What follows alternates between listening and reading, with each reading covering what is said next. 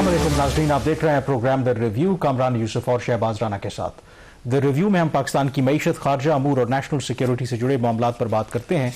FBI का फरवरी का जो कलेक्शन का नंबर है वो आ गया है और एज़ यूजुअल उसमें शॉर्टफॉल देखने को मिल रहा है फरवरी के महीने में भी, और ओवरऑल अब तक जो पहले 8 महीने हैं फाइनेंशियल ईयर के या इस फिस्कल ईयर के, इस पर हम बाद में बात करेंगे। आगाज़ हम एक ऐसी खबर से करेंगे जिससे आपको अंदाज़ा होगा कि हमारे जो हुक्मरान हैं, फैसला साज हैं, दावे तो करते हैं VIP कल्चर के ख़ात्मे का, लेकिन जो आम तौर पर तासुर पाया जाता है कि ये मुल्क जो है प्रिविलेज्ड लोगों का है, अशराफिया का है, और ये अशराफिया किस तरह से हरकत में आती है जब उनके मुताबिक मामलात ना हो, कितने ये प्रोटोकॉल के भूखे होते हैं, ये खबर ये रिफ्लेक्ट करेगी। तो शहबाज, इससे पहले कि हम FBR के नंबर के ऊपर बात करें, ये क्या मुआवजा है कि एक ग्रेड 20 की सरकारी जो अफसर हैं खातून, उनको सिर्फ इस वजह से हटा दिया गया कि उन्होंने एक वजीर की गाड़ी के ऊपर, जो वजीर की गाड़ी के ऊपर झंडा होता है, वो नहीं लगाया। ये क्या मुआवजा है? क्या मुझे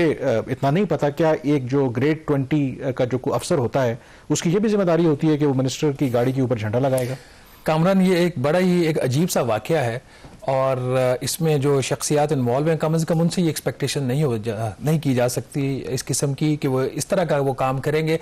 अमूमी तौर पर सियासतदानों के बारे में ये बात कही जाती है कि वो उनको प्रोटोकॉल का उनको बड़ा शौक होता है और इस किस्म की वो हरकतें करते हैं। एक टेक्नोक्रेट से इस किस्म की हरकत का होना, ये मेरे लिए बड़ी ही एक अजीब बात थी। हम बात कर रहे हैं फाइनेंस मिनिस्टर मोहम्मद औरंगजेब साहब की, ऐसी शख्सियत जिनको प्राइवेट सेक्टर से लाया गया, उनको वज़ीर ख़जाना बनाया गया, और जब वो प्राइवेट सेक्टर से आए तो उनको ना पैसों की कमी थी, ना उनको गाड़ियों की कमी, और ख़ुद ये उनके क्रेडिट में चीज़ जाती है कि ऑफिस के इस्तेमाल में, ऑफिस के कामों के लिए वो कोई सरकारी गाड़ी उन्होंने नहीं ली हुई, वो अपनी ज़ाती गाड़ी इस्तेमाल करते हैं, चाहे उन्हें लाहौर ट्रैवल करना हो या आगे पीछे करना हो। तो शोज़ कि उनको इन चीज़ों की ज़रूरत नहीं है इस किस्म के प्रोटोकॉल के। ऑल्दो उनके साथ प्राइवेट गाड़ी के साथ उनकी एस्कॉर्ट एक होती है जो कि किसी भी फाइनेंस मिनिस्टर की सिक्योरिटी के लिए ज़रूरी होती है। हुआ ये कि इस हफ्ते उन्होंने पेशावर का दौरा करना था। अगेन फाइनेंस मिनिस्टर का ये ऑफिशियल विजिट था, वहाँ पे चैम्बर में उनकी मुलाकात थी। तो उनका जो स्टाफ है, उनका ऑफिस है, उन्होंने कस्टम्स का जो कलेक्टोरेट है इस्लामाबाद का, उससे डिमांड की कि हमें एक हैवी ड्यूटी लग्जरी गाड़ी प्रोवाइड की जाए। वो वज़ीर ख़जाना के प्रोटोकॉल में गाड़ी वो इस्तेमाल होगी। उनकी डिमांड के ऊपर एक नॉन कस्टम पेड गाड़ी जो है वो उनको फराहम की गई, हैवी ड्यूटी गाड़ी। जब वो गाड़ी उनको फराहम की गई तो उनके ऑफिस की तरफ से ओके कर दिया गया कि ये गाड़ी हमें ठीक है, हमने ले ली और हम इसको इस्तेमाल करेंगे। ये उनके पास कोई दिन के किसी वक्त, मेरा ख्याल शाम के वक्त को गाड़ी उनको ये फराहम कर दी गई। एक दिन पहले, अगले दिन उन्होंने सुबह पेशावर के लिए निकलना था। तो फिर रात को कोई अचानक 8 साढ़े 8 बजे के बाद जो कलेक्टर कस्टम इस्लामाबाद हैं, उनको एक मैसेज जाता है थ्रू हर स्टाफ के चूंकि अब वज़ीर ख़जाना ने पहले गाड़ी स्कॉट के लिए इस्तेमाल करनी थी, अब वज़ीर ख़जाना इस गाड़ी में सफ़र करेंगे। तो चूंकि फाइनेंस मिनिस्टर हैं, फेडरल मिनिस्टर हैं, तो उनकी गाड़ी पे झंडा लगता है, तो इसलिए इस गाड़ी के ऊपर झंडा लगाया जाए। और झंडा लगाना मसला नहीं था, झंडा लगाने के लिए डंडा लगाना मसला था। तो गाड़ी का वो इस तरह का कोई होल्डर नहीं था जहां पे ये फिक्स किया जा सकता है नेशनल फ्लैग। तो जब उनसे डिमांड की गई तो ऑफिसर की तरफ से नेचुरली एक रिएक्शन आना था कि जी ये गाड़ी आपके पास है और ये आउटलैंडिश रिक्वेस्ट जो है इसको हम कैसे एंटरटेन करें। तो इस चीज़ का बुरा मनाया गया, और इस चीज़ का जब बुरा मनाया गया तो उनका जो मिनिस्टर का जो स्टाफ है, ये हमें ज़रा ये सारी चीज़ बता रहे हैं जो बाद में चीज़ें कंफर्म भी हुई। मिनिस्टर के स्टाफ ने इसकी शिकायत की फाइनेंस मिनिस्टर से कि हमने उनसे ये रिक्वेस्ट की थी और आगे से हमें ये आगे से जवाब मिला है, जिसके ऊपर जो ज़रा ये बता रहे हैं कि वज़ीर ख़जाना ने कहा कि ये तो मुनासिब बात नहीं है। उन्होंने चेयरमैन FBR से बात की और चेयरमैन FBR ने फिर वज़ीर ख़जाना के हुक्म के ऊपर जो ऑफिसर है उनको ट्रांसफ़र कर दिया। अब जो ऑफिसर हैं जिनको ट्रांसफ़र किया गया कामरान, वो तो उस पर तो बाद में आते, उनकी क्या शख्सियत है क्या नहीं है, क्या उनका काम बनता भी था, जो आपका सवाल है। जो कलेक्टर कस्टम इस्लामाबाद, उसका ये काम नहीं है कि वज़ीर ख़जाना को गाड़ी भी फराहम करे या उसके ऊपर झंडा भी लगा के दे। अगर इस किस्म की कोई डिमांड थी, ठीक है, उन्होंने गाड़ी प्रोवाइड कर दी, वो किस हद तक बात रूल्स में जायज़ है या नहीं है, वो बात की बात है। तो ये फिर फाइनेंस मिनिस्टर के ऑफिस का काम था कि वो जो भी उन्होंने इसके साथ ट्रीटमेंट करना था वो करते। कहने के तो ये बहुत ही एक छोटी सी चीज़ है, लेकिन ये रिफ्लेक्शन है पाकिस्तानी शराफिया की कि, और इसमें दोनों जो लोग हैं वो एक्सपोज हो रहे हैं, पॉलिटिशियन, टेक्नोक्रेट टर्न पॉलिटिशियन भी, और उनकी जो ब्यूरोक्रेट्स हैं जो अगेन अगेन कोई छोटे मोटे लोग नहीं है, कोई ग्रेड 18 का, ग्रेड कोई 19 का, कोई ग्रेड 20 का ऑफिसर है जो इसमें इन्वॉल्व है। तो ये लोग क्या मुल्क को सीधा करेंगे? ये अशराफिया है जो पाकिस्तान को उसकी मुश्किलात से निकालेगी। अच्छा, इसमें जो कसूर कितना है फाइनेंस मिनिस्टर का? क्योंकि आमतौर पर होता यह है कि हमारे यहाँ वो शाह से ज़्यादा वफादार वाली बात भी होती है ना, जो आपके साथ स्टाफ होता है वो ओवर एफिशिएंट बनने की कोशिश करता है। बट डू यू थिंक कि अभी तक की जो तफसीलात सामने आई हैं उसमें डायरेक्टली ये फाइनेंस मिनिस्टर इन्वॉल्व हैं? क्योंकि गिवन द फैक्ट कि he is not a politician, वो अमेरिका की और जो दुनिया में बहुत जानी मानी यूनिवर्सिटी समझी जाती है, बहुत कम लोग वहाँ से पढ़ते हैं और आमतौर पर कॉर्पोरेट सेक्टर से आए हैं, और कहा यह जाता है कॉर्पोरेट सेक्टर से जो लोग आते हैं वो शायद इस तरह से अनलाइक पॉलिटिशियंस वो भूखे नहीं होते प्रोटोकॉल के। तो ये कुछ तफसीलात सामने आई हैं कि ये स्टाफ के एंड पर कोई मिसकम्युनिकेशन हुई है, या जो ये फाइनेंस मिनिस्टर हैं खुद भी ये चाहते थे कि ये सारा सिलसिला? मेरा ख्याल है कि जो फाइनेंस मिनिस्टर की पर्सनैलिटी है और जो उनका आउटलुक है उसमें मेरा नहीं ख्याल उनको ज़ाती तौर पर इस किस्म की किसी चीज़ की ज़रूरत होगी। पर्सनली फ्रैंकली वो इस तरह के नहीं है, लेकिन चूंकि वज़ीर ख़जाना पर जिम्मेदारी इसलिए आती है कि उन्होंने इंस्ट्रक्शन उन्होंने पास की खातून ऑफिसर को सस्पेंड करने के लिए। वो सस्पेंशन की इंस्ट्रक्शन थी, बखैर उनको ट्रांसफर किया गया, सस्पेंड नहीं किया गया। तो जब आप अपने स्टाफ के काम को ओन करते हैं तो फिर रिस्पॉन्सिबिलिटी भी आपकी। और एक बात मैं हमेशा कहता हूँ, ट्विटर के ऊपर भी, एक्स के ऊपर भी सुबह से ये डिबेट चल रही है कि जो टीम होती है ना वो रिफ्लेक्शन होती है उस ऑफिस की, उस ऑफिसर की, उस मिनिस्टर की, उस सेक्रेटरी की, वो रिफ्लेक्शन होती है। हम ये बात भूल जाते हैं। जिस किस्म के लोग आप इर्द गिर्द इकट्ठे करेंगे ना, समटाइम्स ऐसा होता है कि आपने किसी को अपने साथ ले लिया, आपको पता नहीं है, लेकिन जब पता लग जाता है तो फिर आप उसको अपने साथ रिटेन करते हैं, फिर आप उसको ओन भी करते हैं। यहाँ पे अगर कोई काम गैर मुनासिब हुआ स्टाफ की तरफ से तो वो फिर उसको ओन किया फाइनेंस मिनिस्टर ने जब उन्होंने इंस्ट्रक्शंस पास की। और मेरी इत्तला है कि उनको इस हवाले से कम्युनिकेट भी किया गया कि जब ये ट्रांसफर हुआ है उसके ऊपर एक फील्ड से एक रिएक्शन आया है ऑफिसर्स की तरफ से, कस्टम्स के ऑफिसर्स की तरफ से, कि ये हो क्या रहा है। तो ये उसके बावजूद भी अगर उसको रिवर्स नहीं किया गया, कामरान ये इसमें आप बिल्कुल भी बेल आउट नहीं कर सकते फाइनेंस मिनिस्टर को इस केस में। और मेरा ख्याल है चूंकि उनका जो ओहदा है वो इस बात का तकाजा करता है कि उनको इस सिलसिले में ज़ाती तौर पर एक्सप्लेनेशन देनी चाहिए कि ये वाकया क्यों हुआ और क्यों उनको एक ऐसे ऑफिसर को। अभी तक कोई वजाहत नहीं आई, क्योंकि ये खबर भी छपी है और बाकायदा तौर पर अब जो ये ऑफिसर्स की एसोसिएशन है रिकॉर्ड पर वो इस मामले को लेकर के आए और उन्होंने एहतजाज रिकॉर्ड करवाया कि ये हमारा काम नहीं है कि वजीरों की गाड़ियों के ऊपर हम झंडे लगाते फिरें। तो अभी तक वजाहत आप कह रहे हैं कि नहीं आई? देखिए, मैंने इस पे स्टोरी करने से पहले मैंने चेयरमैन एफबीआर से रब्ता किया। स्टोरी करने से पहले मैंने जो मेंबर कस्टम्स ऑपरेशंस हैं जिनके नीचे ये खातून ऑफिसर काम करती थी उनसे रब्ता किया। मुझे ऑफिशियल वर्जन नहीं आया। ऑन द रिकॉर्ड आपने बिल्कुल सही किया, हमारे पास जो चीज़ है वो दो चीज़ हमारे पास ऑन द रिकॉर्ड है। एक जो ट्रांसफर नोटिफिकेशन है वो हमारे सामने पड़ा हुआ एफबीआर का, और दूसरा एक जो स्टेटमेंट है जो एसोसिएशन है ऑल पाकिस्तान कस्टम्स ऑफिसर्स की, उनकी ऑन द रिकॉर्ड स्टेटमेंट है। ये दो चीज़ें सारी चीज़ों को कंफर्म करती हैं जो हमारे पास ज़राए से इंफॉर्मेशन। अब इसमें अगर कामन देखें ना, नाम खातून का मैंने खबर में भी नहीं लिया, अभी भी मैं नहीं लूंगा। मैं इसलिए अवॉइड करता हूं कि शख्सियत की बात नहीं है। मैं हमेशा बात करता हूं कि उस पोजीशन के ऊपर बात होनी चाहिए, लोगों के ऊपर बात नहीं होनी चाहिए। तो ये जो कलेक्टर जो है वो कस्टम्स की थी खातून, इन्फोर्समेंट की, इस्लामाबाद की, और उनको वहां से हटा के चीफ एफबीआर हेडक्वार्टर बना दिया गया। उनको अभी तक कोई पोजीशन भी नहीं दी गई। इन खातून को चेयरमैन एफबीआर ने खुद पर्सनली 4 माह पहले सिलेक्ट करके इस पोजीशन पे भेजा था। कॉम्पिटेंट खातून है, ईमानदार ऑफिसर है। अब ईमानदार एक बड़ा एक अब्यूसिव वर्ड बन गया है हमारे मुआशरे में, खासतौर पर ब्यूरोक्रेसी के लिए, लेकिन इनके बारे में कहा जाता है कि she is very upright woman. और खुद चेयरमैन एफबीआर ने इनको सिलेक्ट किया और वहां भेजा 4 माह पहले। और इनका टास्क ही ये था कि वहां पे जो गंद मचा हुआ उसको साफ करना। और एक जो बहुत बड़ा काम यह खातून कर रही थी, इनसे पहले जो कुछ ऑफिसर्स गए थे, क्योंकि ये गाड़ियां जो स्मगल गाड़ियां होती हैं, नॉन कस्टम पेड गाड़ियां, तो वो पकड़ी जाती हैं। जब पकड़ी जाती हैं तो उसका मिस यूज होता है। वन ऑफ हर प्रीडिसेसर्स, उनके पास गालबन 6 गाड़ियां हैं अभी भी इस किस्म की। 2 शायद उन्होंने वापस कर दी हैं, 6 अभी भी हैं। उन गाड़ियों के नाम मेरे पास हैं, ठीक है। तो हम वेट करेंगे ये उस पर भी क्या ये वहां पे भी कुछ काम कर रही थी, तो शायद वो भी एक वजह बनी हुई चीजों को ट्रिगर करने, हमें नहीं पता, ये स्पेकुलेटिव बात है। बट जो एक्चुअल फैक्चुअल बात है वो आपके सामने रख दी। इसमें नाज़रीन ये एक जो स्टेटमेंट है आपके सामने में हम थोड़ा सा रीड कर देते हैं।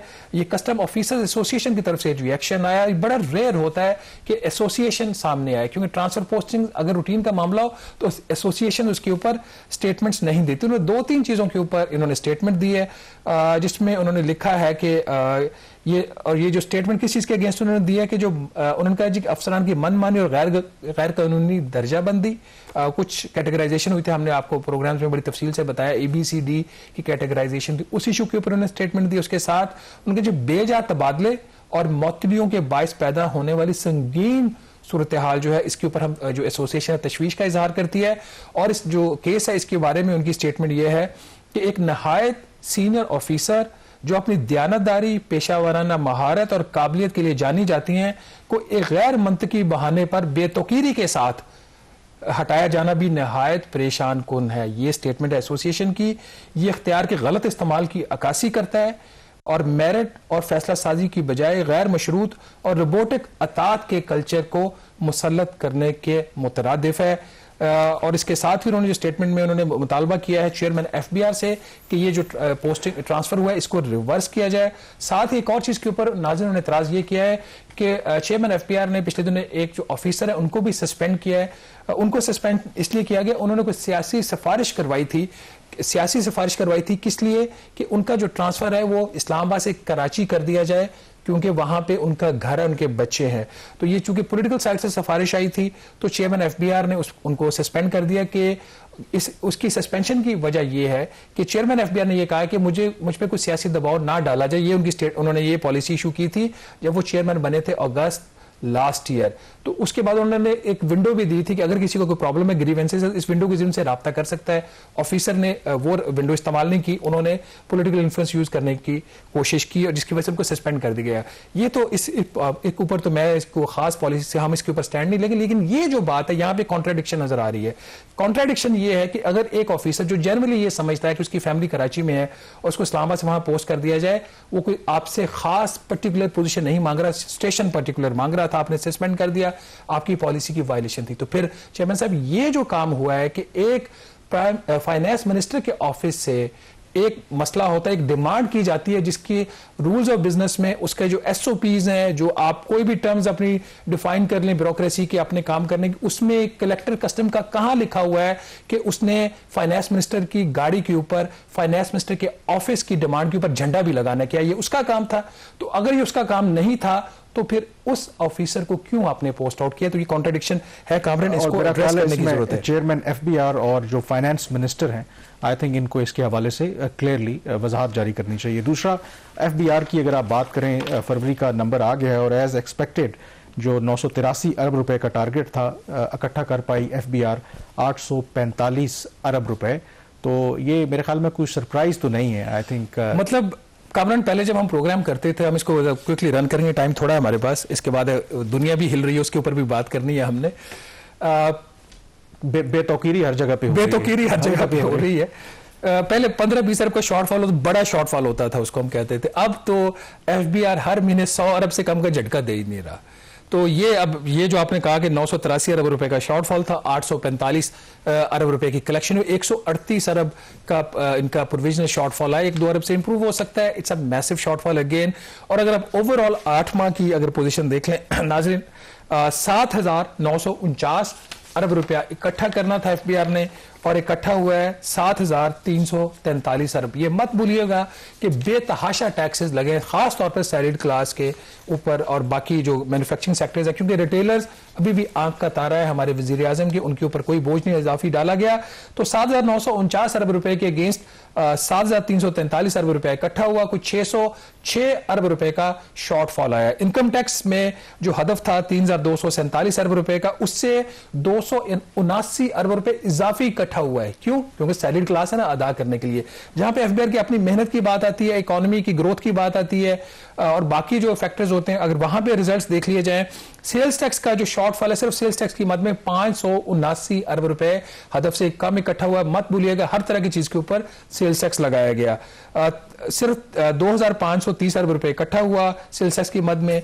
कस्टम ड्यूटीज की मद में 820 अरब रुपए इकट्ठा हुआ, 175 अरब रुपए का शॉर्टफॉल। एक्साइज ड्यूटी की मद में 467 अरब रुपए इकट्ठा हुआ, 132 अरब रुपए का शॉर्टफॉल। तो इस किस्म के जब हालात हों, बेतहाशा टैक्सेशन के बावजूद कलेक्शन नहीं हो रही, ऑल्दो ओवरऑल अगर देखा जाए नाज़रीन तो तकरीबन 28% इजाफी टैक्स इकट्ठा किया एफबीआर ने पिछले साल के मुकाबले में, जो एक बेहतरीन कारकर्दगी इसको कहा जा सकता है। अगर टैक्स का टारगेट ही गलत सेट कर दिया हुकूमत ने और IMF के कहने के ऊपर, तो फिर एफबीआर का इसमें कसूर नहीं ठहरा जाता। लेकिन ये जो आइसोलेटेड जो वाकयात होते हैं, इस तरह के लोगों को सस्पेंड करना, उनको इस बात पे उनको पोस्ट आउट कर देना, उनको OSD बना देना कि उन्होंने जो वजीर खजाना है उनके ओहदे की जो रिक्वायरमेंट्स थी वो पूरी नहीं की, जो कि उनके SOPs में, उनके मैंडेट में भी रिक्वायरमेंट में नहीं है, उनका काम नहीं है, जॉब डिस्क्रिप्शन का हिस्सा नहीं है। तो क्या जो एफबीआर की वर्क फोर्स है उसे इनकरेज होगी या डिस्करेज होगी, ये सवाल हम हुकूमत के लिए छोड़ते जा रहे हैं। यहाँ पे छोटी सी ब्रेक लेंगे और ब्रेक के बाद वापस आएंगे तो बात करेंगे बहुत बड़े वाकये की, इसकी क्या तफसीलात हैं कामरान से पूछेंगे। स्टे विद अस।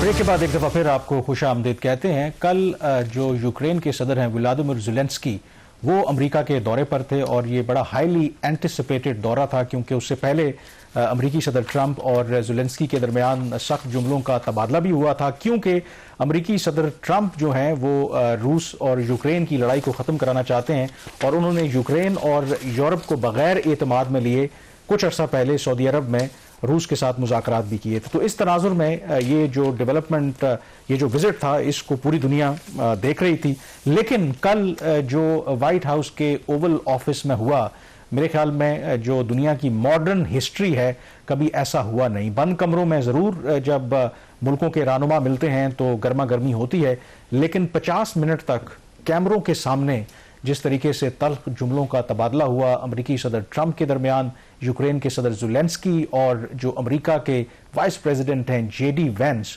वो आई थिंक एक ऐसी डेवलपमेंट है जिससे जाहिर हो रहा है कि दुनिया का जो एग्जिस्टिंग वर्ल्ड ऑर्डर है वो डेफिनेटली अब तब्दील होने जा रहा है। शहबाज, इससे पहले कि हम फर्दर इस पर डिस्कस करें, इसका आगाज़ कैसे हुआ? क्योंकि जो ज़ेलेंस्की हैं, आपको पता है कि जब से रूस ने उन पर हमला किया था तो वो सूट टाई वगैरह नहीं पहनते। आमतौर पर जिस तरह की वो ड्रेसिंग करते हैं, अपने आप को प्रेजेंट करते हैं कि वो एक वॉर टाइम प्रेसिडेंट हैं। तो ये जो कल का उनका विजिट था, उसका आगाज़ ही बड़ा बुरा हुआ जब रिसीव किया अमेरिकी सदर ट्रंप ने ज़ेलेंस्की को वाइट हाउस में। तो सबसे पहले देखें कि किस तरीके से उनकी ड्रेसिंग के ऊपर अमेरिकी सदर ने टॉन्ट किया।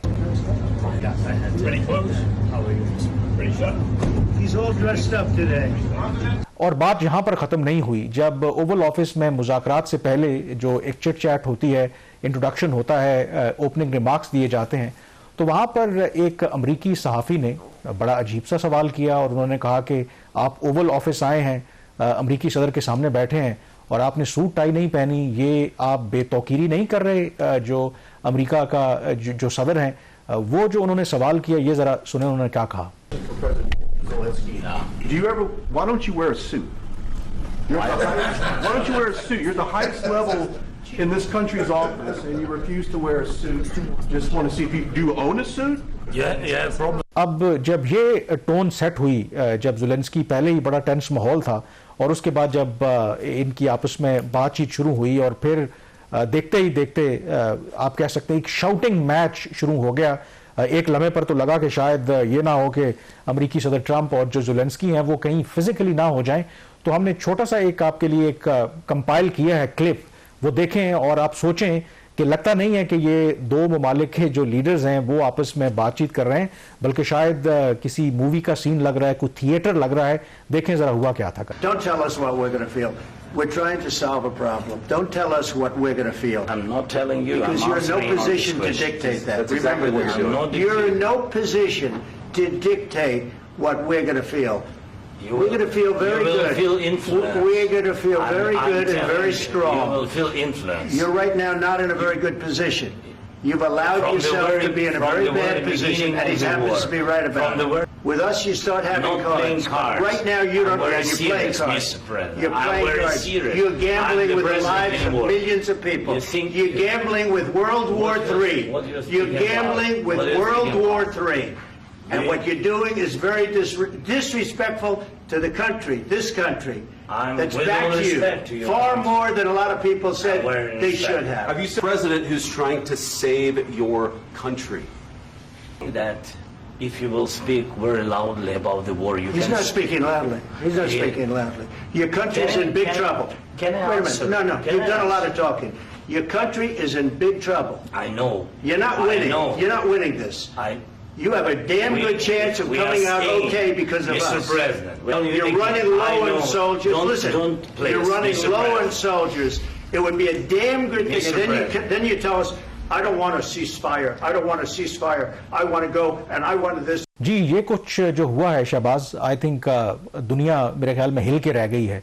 और आप कह सकते हैं कि अमेरिका के अंदर भी, दुनिया में, यूरोप के अंदर भी इस वक्त जिस तरीके से डिबेट हो रही है, एंड मोर इम्पॉर्टेंटली इसके बाद जो ये पहले जब ओवल ऑफिस में ओपनिंग रिमार्क्स होते हैं, बाकायदा फिर मुज़ाकरात होने थे, उसके बाद जो तफसीलात सामने आई हैं कि जब ये अब्रप्टली फिर वो जो इंट्रोडक्शन था, ओपनिंग, वो ख़त्म हुआ, तो दोनों अलग अलग कमरों में गए। और उसके बाद जो अमेरिकी सदर ट्रंप हैं, उन्होंने अपने नेशनल सिक्योरिटी एडवाइज़र और अपने वज़ीर ख़ारजा को ज़ेलेंस्की की तरफ भेजा और उनसे कहा कि आप वाइट हाउस से निकलते बने। तो ना उन्होंने वहाँ पर वो लंच किया, वो लंच जो तैयार था वो भी ज़ाया चला गया, जो मुश्तरका प्रेस कॉन्फ्रेंस उन्होंने करनी थी वो भी नहीं हुई, एंड मोर इम्पॉर्टेंटली जो अर्थ मिनरल्स के हवाले से ट्रंप ने कहा था कि एक डील साइन करनी है, वो डील भी साइन नहीं हुई और अनबिलीवेबल है। और उसके बाद अमरीकी वज़ीर ख़ारजा ने कहा कि ज़ेलेंस्की को माफ़ी मांगनी पड़ेगी, लेकिन ज़ेलेंस्की ने फॉक्स न्यूज़ को इंटरव्यू देते हुए कहा कि मैं माफ़ी नहीं मांगूंगा। कामरान, आपने बिल्कुल से अनयूजुअल इवेंट्स हैं, इस तरह की चीज़ें होती नहीं है, जो डिप्लोमेटिक नॉर्म्स होती हैं उसका ख्याल किया जाता है। At the end of the day जो यूक्रेनियन प्रेसिडेंट थे वो मेहमान थे प्रेसिडेंट ट्रंप के, तो आप मैं जो अपना मेहमान होता है, मुझे पता है आपका व्यूज़ पे शायद थोड़ा सा डिफरेंट होगा, आप उसको घर बुला के इस तरीके से इंसल्ट नहीं करते। वो जो ड्रेसिंग से एक खासतौर पर अगर जर्नलिस्ट ने भी ये बात की और इवन प्रेसिडेंट ट्रंप ने भी, आपने कहा, टॉन्ट किया है, और जो वीडियोस चल रही हैं कल से ये बहुत वायरल हुई हुई है, वो एक इंप्रेशन ये देना चाह रहे कि वो एक वार टोन कंट्री के वो सदर हैं, वो कोई 3 पीस सूट के अंदर बैठ के कोई मुलाकातें करने नहीं जा रहे, उनका वो एक इमरजेंसी की हालत में है।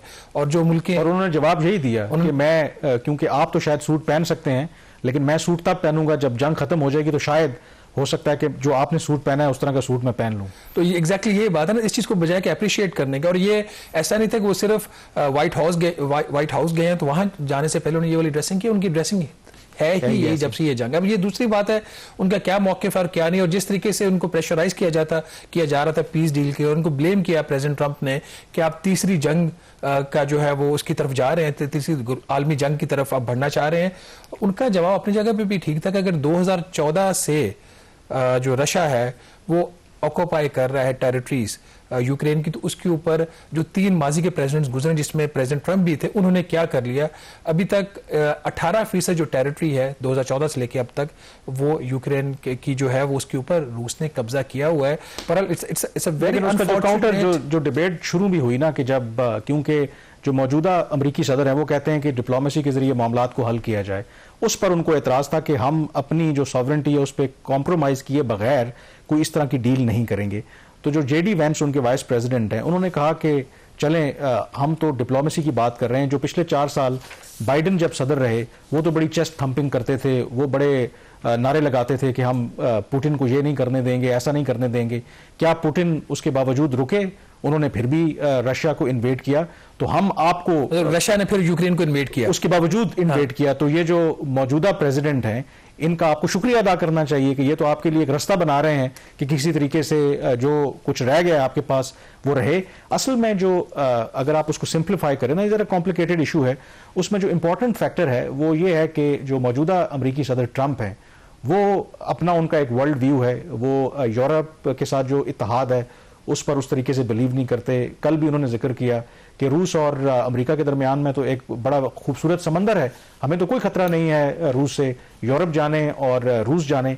और दूसरा, वो अपने आप को कह रहे हैं कि वो एंटी वॉर हैं, यानी कि कोई जंग नहीं चाहते, और अपनी टर्म्स के ऊपर वो रूस के साथ मामलात को हल करना चाहते हैं। और कल जो कुछ वहां पर हुआ, क्योंकि जो ज़ेलेंस्की हैं उनको वो टर्म्स एक्सेप्ट नहीं है, क्योंकि अमेरिकी सदर अपनी टर्म्स के ऊपर ये मुआहदा करना चाहते हैं। और उन्होंने ये भी इंडिकेट किया है कि भले उस पीस अकॉर्ड के तहत कुछ जो टेरिटरी जो रूस के कब्जे में है यूक्रेन की, अगर वो जाती भी है तो कोई उसमें हर्ज नहीं है।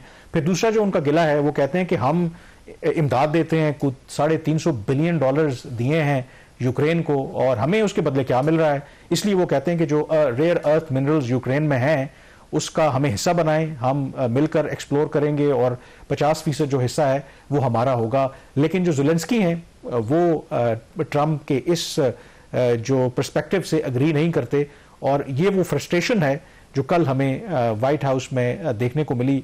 एंड मोर इम्पॉर्टेंटली अब हुआ ये है कि जैसे ही ज़ेलेंस्की के साथ जो कुछ हुआ तो रिपब्लिकन्स या ट्रंप के अपने जो सपोर्टर्स हैं वो तो कह रहे हैं कि देखें जी ये होता है अमेरिका का सदर कि कैसे उन्होंने अपने आप को डिफेंड किया, लेकिन जो उनके यूरोपीय इत्तेहादी हैं उन तमाम लोगों ने सपोर्ट किया सिवाय हंगरी के, वो खड़े हैं ज़ेलेंस्की के साथ। और कल इम्पॉर्टेंटली इतवार के रोज़ लंदन में एक अहम हंगामी इजलास हो रहा है जिसकी सदारत ब्रिटिश प्राइम मिनिस्टर कर रहे हैं और तमाम यूरोपियन लीडर्स और ज़ेलेंस्की वहां पर शिरकत कर रहे हैं। और फोकस इसी बात पर होगा कि क्या अमेरिका के बगैर यूरोप का जो सर्वाइवल है वो मुमकिन है। इस पर डिबेट होगी। यहाँ पे ब्रेक लेंगे, ब्रेक के बाद फर्दर डिस्कशन जो है इस पर जारी रखेंगे।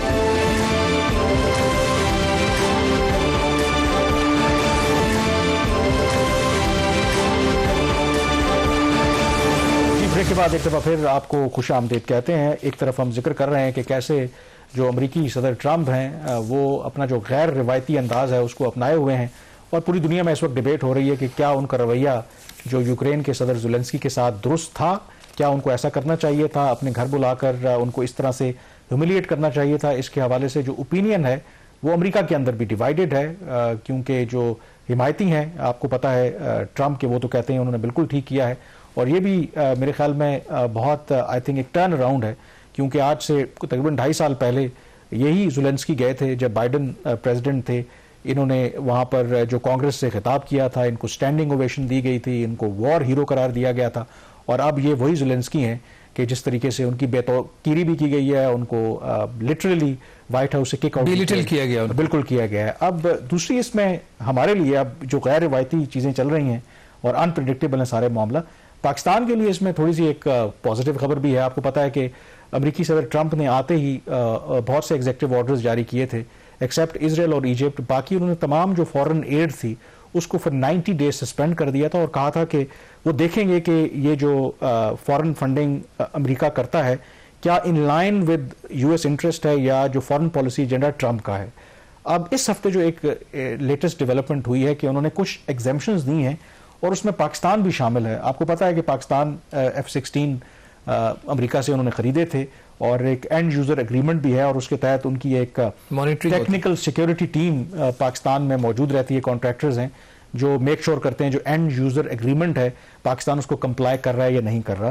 तो जो फॉरेन एड उन्होंने सस्पेंड की थी तो उस प्रोग्राम के तहत वो जो स्पेशल जो टीम थी उसकी जो क्या कहते हैं सिक्योरिटी टीम थी, फंडिंग वो भी सस्पेंड हो गई थी। अब ये कहा जा रहा है कि वो उन्होंने वेवर दे दिया है और $397 मिलियन जो हैं उन्होंने रिलीज कर दिए हैं, जिसको पाकिस्तान ने खुशामदेद कहा है और कहा है कि ये रिफ्लेक्ट करता है कि दोनों मुल्कों के दरमियान बड़े एक लॉन्ग स्टैंडिंग। कामरान, इसका शायद पाकिस्तान को डायरेक्टली बेनिफिट तो कोई नहीं है। ये चीज जो है आपके पास ज्यादा बेहतर इसकी डिटेल्स होंगी। ये F-16 के यूजेज की मॉनिटरिंग के लिए और ये जो उनकी इंस्पेक्शन टीम्स यहाँ पे मॉनिटरिंग टीम्स बैठी हुई हैं उनके ऊपर खर्च होगा। ये गालिबन इसमें कुछ स्पेयर पार्ट्स शामिल है या नहीं है, we don't know at this point in time. ये अगर आपको पता है इसको क्लैरिफाई कर दें। तो अगर इसमें जैसे ये जब ये इंडिया के साथ मसला हुआ था उसमें एक ये भी था ना, एक डिबेट ये थी कि ये JF-17 थंडर्स इस्तेमाल हुए हैं या F-16 हुए हैं, क्योंकि F-16 इंडिया के खिलाफ इस्तेमाल नहीं हो सके।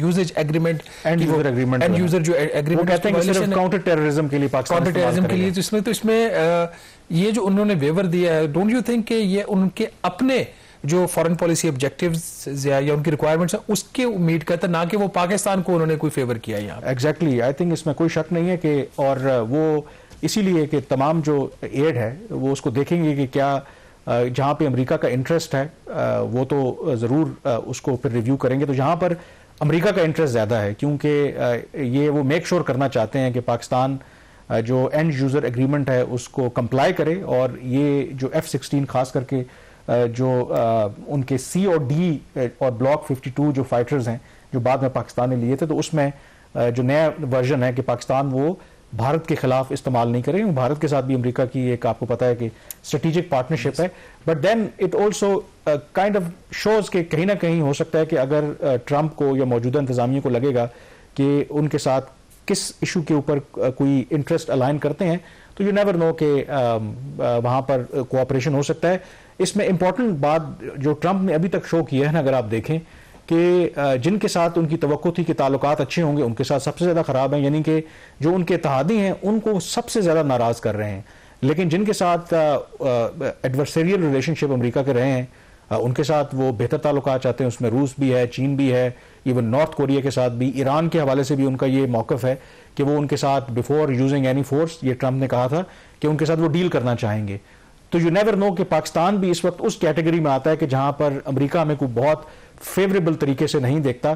तो शायद हमारे यहाँ जो लोग बैठे हैं वो इस उम्मीद पर ज़रूर होंगे कि हमारे लिए कोई अच्छी खबर आ जाए। बट की इसके अंदर यही है कि वो ट्रंप हो या कोई और हो, कि अमेरिका की ना दोस्ती अच्छी है ना दुश्मनी अच्छी है, क्योंकि जो ज़ेलेंस्की या यूक्रेन की जो लड़ाई है वो तो यही दावा करते हैं कि बेसिकली ठीक है वो अपनी टेरिटोरियल इंटेग्रिटी और सॉवरेंटी के लिए तो लड़ रहे हैं, लेकिन वो बुनियादी तौर पर यूरोप और जो अमेरिका का इत्तेहाद है, ये जो एग्जिस्टिंग ग्लोबल ऑर्डर है, उसके तहफ़्फ़ुज़ के लिए भी वो लड़ रहे हैं। क्योंकि आज अगर यूक्रेन उनके हाथ से चला जाएगा तो कल रशिया, पोलैंड, बाकी जो बाल्टिक स्टेट्स हैं और जर्मनी वगैरह, उनके ऊपर भी वो कब्जा कर सकता है।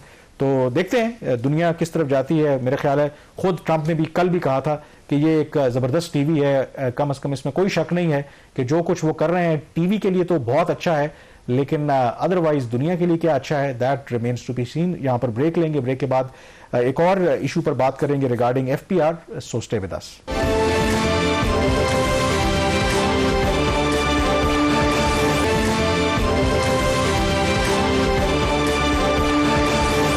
ब्रेक के बाद एक दफ़ा फिर आपको खुश आमदीद कहते हैं। FBR के साथ एक पाकिस्तान रेवेन्यू ऑटोमेशन लिमिटेड का इदारा है जो FBR के अंदर के कैसे टेक्नोलॉजी को इस्तेमाल करके आप अपनी जो रेवेन्यू कलेक्शन है उसको बेहतर कर सकते हैं, इसके हवाले से डिस्कस करेंगे। और रिसेंटली कुछ जो इसका बोर्ड है उनके मेंबर्स की तैनाती की गई है, but there are certain requirements जब आप बोर्ड के मेंबर बनते हैं।